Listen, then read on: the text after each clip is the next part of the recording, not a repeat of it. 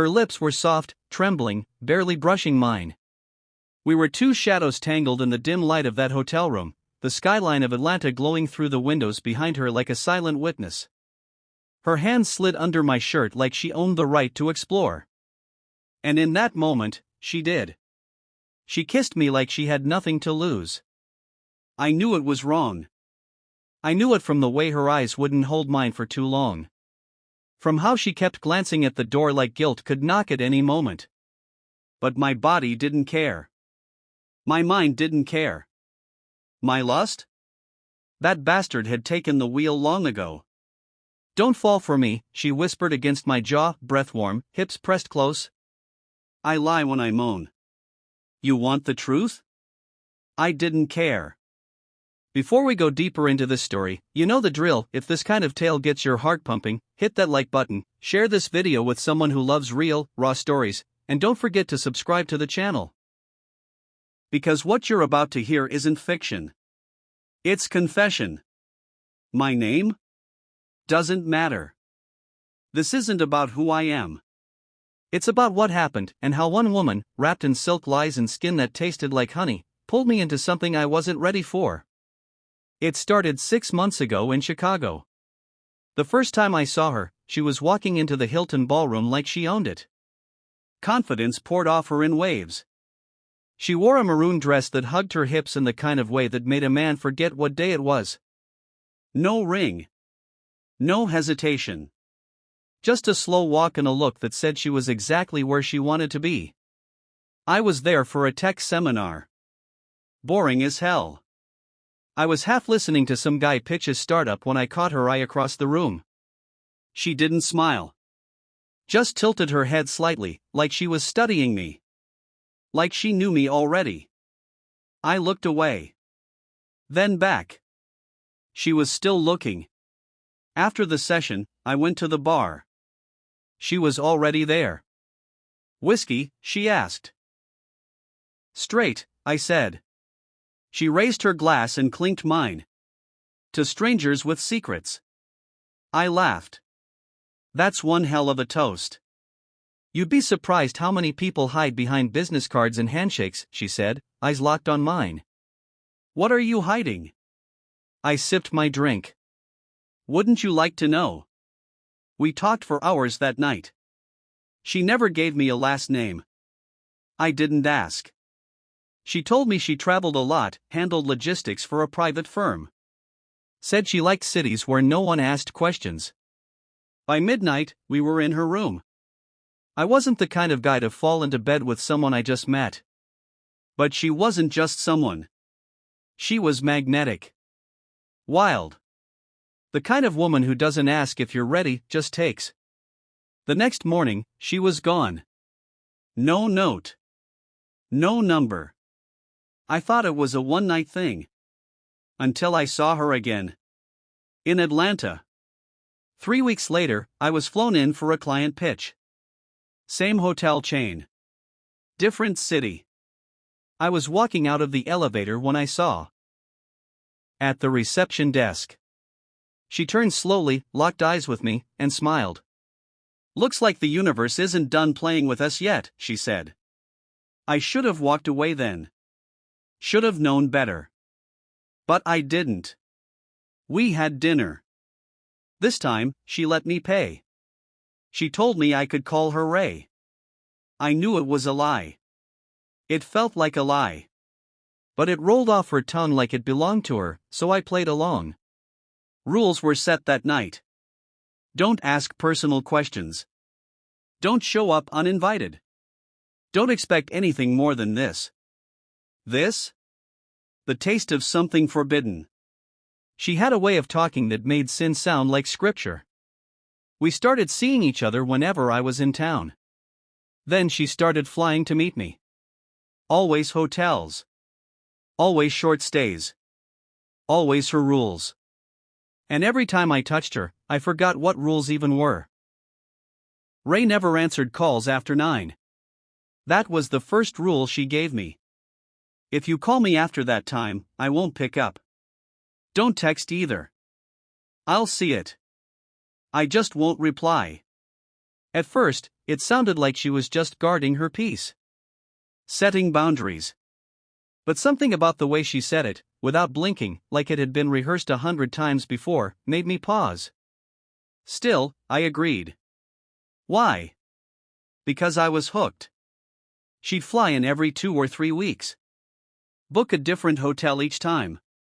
Told me to never book it for her, she'd handle it. She didn't want me knowing which flight she took or how long she stayed in town. Everything about her life outside those rooms stayed in shadows. And I played along. Because what we had inside those walls?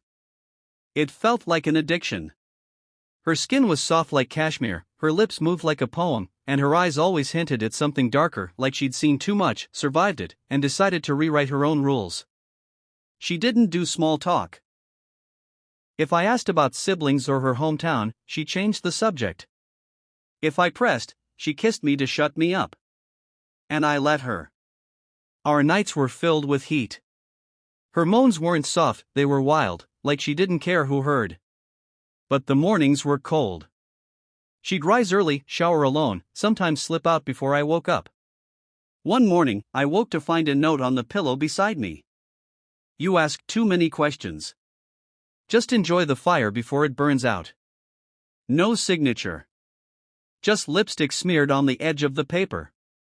I kept that note. Still have it somewhere.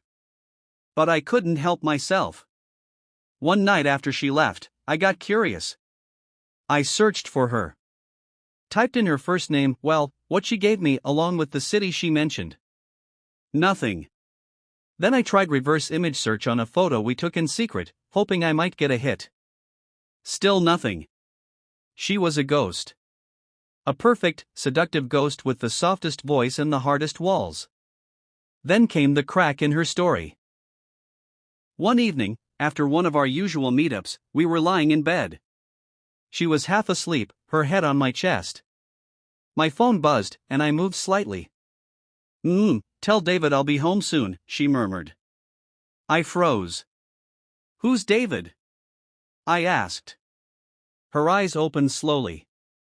Wide. Sharp. What did I say about asking questions, she said, voice suddenly cool. You called me David. She stared at me. Then laughed. A low, almost cruel laugh. You think I'm the kind of woman who slips up that easy? Maybe you misheard me. She kissed me again. Harder this time. But I didn't mishear her. I just chose not to say anything. Because somewhere between her lies, I had lost myself. If you've made it this far, you already know this wasn't some fairy tale. And if the tension's got you hooked, hit that like button and subscribe. Trust me, it gets even darker. After that David moment, something shifted in me. I couldn't unhear it. Couldn't unsee the way her pupils dilated when she realized what she said. I started paying closer attention. Watching her more than I touched her. I began reading her like a book I knew had missing chapters. And man, the chapters she hid were the most damning. One evening, she left her purse on the dresser. That never happened. Ray was calculated. She traveled light, carried only what she needed. But that night, maybe she was tired. Maybe she trusted me too much. Or maybe she wanted to see if I'd look. I did. Inside her wallet, tucked behind a credit card, was a photograph. A family photo. Horror. A tall man beside her. 2 little girls between them. All smiles. All matching. Ray, no, the woman I thought I knew was wearing a ring. My stomach dropped. She was married. And not just married, deeply married.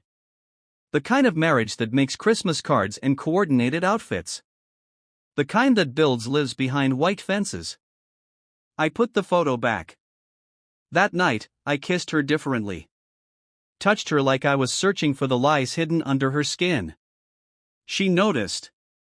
What's wrong? She asked. Nothing, I lied, matching her poison with my own. But I was unraveling. Every time she whispered my name, I wondered if she meant his. Every time she left the room, I wondered if he was texting her. If those late nights and quiet phone calls were excuses built on a shaky house of guilt. I wanted to confront her. But I couldn't. Because I was already too far in. I started driving past neighborhoods she might live in. Rich suburbs outside Atlanta. Gated communities. Looking for clues. For signs. For her. One night, I followed her cab after she left the hotel. I kept back, stayed far enough not to be noticed. My hands were shaking. My breath shallow. She got out in front of a 2-story home. White columns. Black Range Rover in the driveway. Porch light still on. She turned, looked around like her soul was being watched. And then she kissed her fingertips, touched the door, and walked in. No hesitation. No fear. She belonged there. I sat in my car for nearly an hour, staring at that house. And that's when I realized I wasn't her secret anymore. I was just a chapter in her book. A thrilling one. But temporary. She had a life. A family. A husband. And I had a story. The day after I saw her walk into that house, I didn't sleep. Didn't eat. Didn't work. I just thought. Thought about all the times she touched me, kissed me, gasped my name. Wondered how much of it was real. If any of it was. I started scrolling through old photos of us, well, of her. Because she never let us take selfies. Said she didn't do faces. Most of the shots were blurry hotel bedspreads, empty wine bottles, her back turned as she pulled a silk robe around herself. I couldn't stop thinking about her. So I called her. At 9:27 p.m. She didn't pick up. I called again. Then again. Then texted, "We need to talk." No reply. The silence hit harder than a slap. Next morning, I went to the hotel where she usually stayed. Booked a room next to the one she used last time. Waited. Watched. She never showed. I checked out, went to the gym, tried to sweat her out of my system. It didn't work. By the following weekend, I snapped. I went back to that house. Parked outside. Watched the door. Watched her. She came out once. With the same man from the photo. Holding hands. Laughing. Dressed in jeans and a tee like she didn't have a second skin built on lies. And I lost it. Not in a crazy way. Not violently. But inside, I broke. I started to drink. Alone. A lot. And when she finally called me 2 weeks later, blocked number, voice calm like nothing happened, I picked up. "Hey stranger," she said. "Don't do that." Don't do what? Act like everything's normal. Like I didn't see you. See him. Silence. Then, I told you from the beginning. No questions. No promises. You lied to me. I lie to everyone. That's the only way I survive. Then why come back? Why call me now? She sighed. Whispered, "Because you made me feel like me again. Even if it was borrowed. Even if it was brief." Then she hung up. That was the last time I heard her voice. The air got colder in Atlanta, and so did the spaces she used to occupy in my mind. I stopped calling. Stopped checking hotels. Stopped driving past that house. But forgetting her? That was like trying to unburn skin. I'd see women who looked like her in passing, a tilt of the head, a certain walk, a tone in a stranger's voice, and my heart would stutter. Then I'd blink, and the illusion would fade.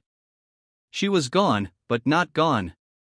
I never told anyone about her. Not my friends. Not my brothers. Not even the bartender at the dive where I started spending most evenings. Some stories aren't meant to be shared. They just live inside you, carving out space where something good used to be. I was the one who fell. She just landed lightly and kept walking. One night, in early spring, I was cleaning out my apartment. Found the note she left months ago, the one with the lipstick smudge. You ask too many questions. Just enjoy the fire before it burns out. And for the first time, I read it differently. She wasn't warning me. She was telling the truth. That fire we shared? It wasn't meant to last. It wasn't love. It was escape for both of us. I was a fantasy she borrowed from her double life. And she? She was the lie I willingly believed.